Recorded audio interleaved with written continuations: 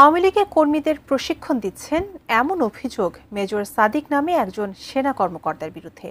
সারা দেশ থেকে কার্যক্রম নিষিদ্ধ আওয়ামী লীগ ও ছাত্রলীগের তৃণমূল কর্মীদের সংগঠিত করে গোপনে সেখানে নাশকতার প্রশিক্ষণ দেওয়ার অভিযোগ উঠেছে। এই ঘটনায় গ্রেফতারকৃতদের জেরা করে প্রাথমিকভাবে এমন তথ্য পেয়েছেন গোয়েন্দারা। মেজর সাদিক নামে এক সেনা অফিসার আওয়ামী লীগকে সংগঠিত করে শেখ হাসিনাকে ফিরিয়ে আনার গোপন ষড়যন্ত্র করছে এমন খবর এখন talk of the country. Sheikh হাসিনাকে দেশে ফিরিয়ে এনে কিভাবে পুনরায় ক্ষমতায় বসানো যায় সেই সেনা অফিসার ঢাকার বিভিন্ন জায়গায় আওয়ামী লীগ সমর্থকদের এ বিষয়ে প্রশিক্ষণ দিয়েছে। এবার মেজর সাদিকের বিরুদ্ধে তদন্ত করছে বলে আন্তঃবাহিনী জনসংযোগ পরিদপ্তর আইএসপিআর বিবৃতি দিয়েছে। এবার রাজনৈতিকভাবে নিষিদ্ধ আওয়ামী লীগ কর্মীদের প্রশিক্ষণ দেওয়ার অভিযোগ উঠেছে বাংলাদেশ সেনাবাহিনীর কর্মকর্তা মেজর সাদিকের বিরুদ্ধে। বিষয়টি প্রকাশ্যে আসার পর তাকে সেনাবাহিনী হেফাজতে নেওয়া হয়েছে এবং শুরু হয়েছে আনুষ্ঠানিক তদন্ত। এবার ফাঁস করা হলো সেনা কর্মকর্তার ভয়ঙ্কর পরিকল্পনা। জানা যায়, রাজনৈতিকভাবে নিষিদ্ধ দল আওয়ামী লীগ কর্মীদের প্রশিক্ষণ দেওয়ার অভিযোগ উঠেছে বাংলাদেশ সেনাবাহিনীর কর্মকর্তা মেজর সাদিকের বিরুদ্ধে। এই বিষয়টি সামাজিক যোগাযোগ মাধ্যম এবং বিভিন্ন গণমাধ্যমে তথ্য প্রকাশের পর সেনাবাহিনী তাকে হেফাজতে নিয়ে তদন্ত শুরু করেছে। দেশে বড় ধরনের অস্থিরতা সৃষ্টি করে পলাতক শেখ হাসিনাকে ফিরিয়ে আনার জন্য ষড়যন্ত্র করেছে আওয়ামী লীগ।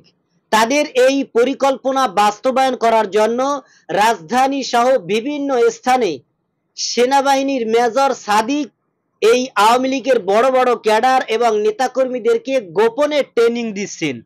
এই ঘটনা সামাজিক যোগাযোগের মাধ্যমে ভাইরাল হলে সেনাবাহিনীর প্রধান এই মেজর সাদিককে হেফাজতে নেন এবং হেফাজতে যাওয়ার পরে এই মেজর সাদিক এমন কিছু ভয়ঙ্কর চাঞ্চল্যকর তথ্য শেয়ার করেন যা শুনলে আপনি অবাক হয়ে যাবেন।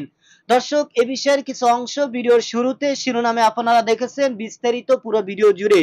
তার আগে আমার একটা অনুরোধ, যারা আমার চ্যানেলে নতুন আসছেন চ্যানেলটি সাবস্ক্রাইব করে অল ক্লিক করে বেল আইকনটি বাজিয়ে দিন।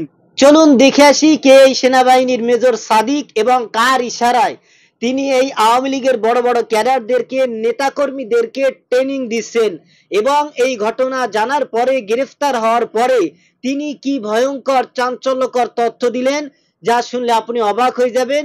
সেই ভয়ঙ্কর চাঞ্চল্যকর তথ্যগুলো আমরা দেখব। সেটা দেখার আগে প্রথমেই তার বিষয়গুলো যেটা নিয়ে ভাইরাল হয়েছে এই পুরো বিষয়গুলো আমরা দেখব। ধৈর্য ধরে একটা লাইক এবং ভিডিওটি শেষ পর্যন্ত দেখতে থাকুন। আওয়ামী লীগের কর্মীদের প্রশিক্ষণ দিচ্ছেন এমন অভিযোগ মেজর সাদিক নামে একজন সেনা কর্মকর্তার বিরুদ্ধে। এমনকি এই নিয়ে বিভিন্ন গণমাধ্যমে সংবাদও প্রকাশিত হয়, যা নিয়ে এবার কথা বলেছে বাংলাদেশ সেনাবাহিনী। বিস্তারিত জানাচ্ছেন শেখ ফরিদ।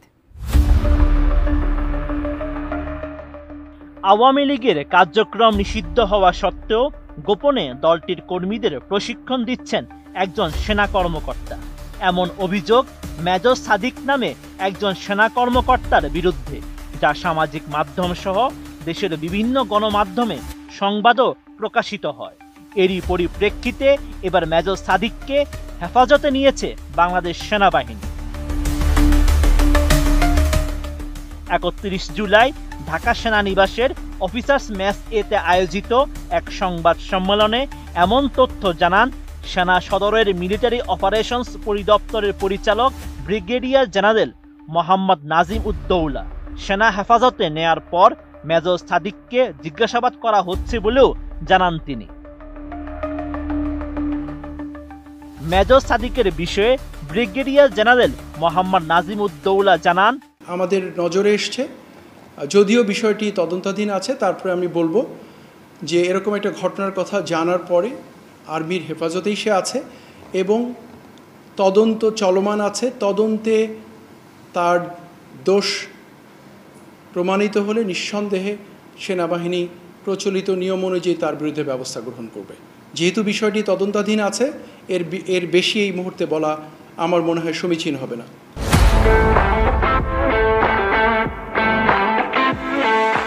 এ সময় পার্বত্য চট্টগ্রামে আধিপত্য বিস্তার ও চাঁদাবাজি নিয়েও কথা বলেন এই সেনা কর্মকর্তা। পার্বত্য চট্টগ্রামের সন্ত্রাসীদের কার্যক্রম বৃদ্ধি পেয়েছে এবং কেএনএফ আধিপত্য বিস্তার করছে। সেনাবাহিনী সেখানে পারছে কি পারছে না। প্রথম কথা হলো যে পার্বত্য চট্টগ্রামে রিজিওনাল পলিটিক্যাল পার্টি যাদেরকে আমরা বলি, ইউপিডিএফ, জেএসএস, এ ধরনের যেই দলগুলো আছে সবসময় আমরা দেখেছি আধিপত্য বিস্তারকে কেন্দ্র করে, চাঁদাবাজির ঘটনাকে কেন্দ্র করে, অপহরণকে কেন্দ্র করে তারা সবসময় তাদের আধিপত্যটাকে বজায় রাখতে চায়, তাদের আধিপত্যের জায়গাটা বিস্তার করতে চায় এবং সেটা করতে গিয়েই বিভিন্ন সময় মারামারি, হানাহানি হয়, গোলাগুলি হয়। আমরা যেটা দেখছি সেটি তারই একটি অংশ, নতুন কিছু নয়। বাট অবশ্যই সেনাবাহিনী এ ব্যাপারে কাজ করছে এবং সর্বোচ্চটা দিয়ে চেষ্টা করছে যাতে করে এটা নিয়ন্ত্রণের মধ্যে থাকে। একটা জিনিস জানার বিষয় যে সেনাবাহিনী একাই কিন্তু পার্বত্য চট্টগ্রাম স্টেক হোল্ডার নয়। বেসামরিক প্রশাসন, পুলিশ প্রশাসন সবাই এটার অংশ। সবাই যদি সমন্বিতভাবে কাজ করে আমি নিশ্চিত যে এটাকে আরও কমফোর্টেবল জায়গায় নিয়ে যাওয়া সম্ভব এবং সেটা অবশ্যই প্রয়োজন। আরাকান আর্মি এখন এমন একটা অবস্থায় আছে, তাদের সঙ্গে কেএনএফের যোগসূত্র সৃষ্টি হওয়া অস্বাভাবিক কিছু নয়। তারা মোটামুটি একই গোত্রীয় মানুষ এবং একই ধরনের মানসিকতা নিয়েই তারা কাজ করছে। তো সেক্ষেত্রে কেএনএফ আরাকান আর্মির কাছ থেকে যদি কোনো অস্ত্র পেয়েও যায় এটাতে আমি অবাক হব না। এছাড়া গোপালগঞ্জে এনসিপি নেতাদের উপর হামলা ও সেনাবাহিনীর ভূমিকা নিয়ে প্রশ্নের জবাবে সংবাদ সম্মেলনে বলা হয়, গোপালগঞ্জের ঘটনা দুঃখজনক, তবে সে প্রেক্ষাপটে সেনাবাহিনী জীবন রক্ষার জন্যই হস্তক্ষেপ করেছে, কোনো রাজনৈতিক দলকে উদ্দেশ্য করে নয়। কোনো দলকে নয়, কোনো ব্যক্তিকে নয়, বরঞ্চ যাদের জীবন হুমকির মধ্যে পড়েছিল আমরা সেটা বিবেচনা করেই তাদেরকে উদ্ধার করেছিলাম। ইতিপূর্বে আমরা একই কাজ করেছি, কোনো দলকে উদ্দেশ্য করে নয়। Sheikh Farid, ATN news.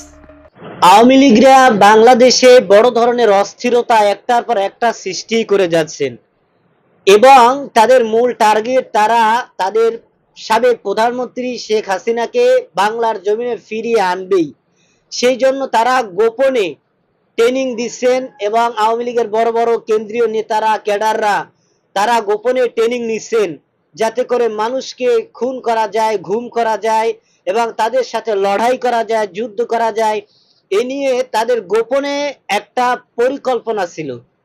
তারা এই পরিকল্পনা অনুযায়ী তাদের ট্রেনিং এর কাজ তারা বাস্তবায়ন করে যাইতেছে, কিন্তু ঘটনাক্রমে তাদের এই পরিকল্পনা যোগাযোগের মাধ্যমে ফাঁস হয়ে যায়, ভাইরাল হয়ে যায় এবং তারা তাদের নেত্রী শেখ হাসিনাকে বাংলার জমিনে ফিরিয়ে আনার জন্যই মূলত এ ধরনের পরিকল্পনা তারা করতেছে।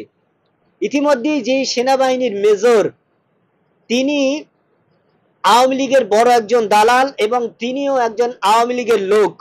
দর্শক, আজ এ পর্যন্তই। সুস্থ থাকবেন, ভালো থাকবেন। দেখা হবে আগামী কোনো ভিডিওতে, কথা হবে নতুন কোনো বিষয় নিয়ে। সে পর্যন্ত সুস্থ থাকবেন। খোদা হাফেজ।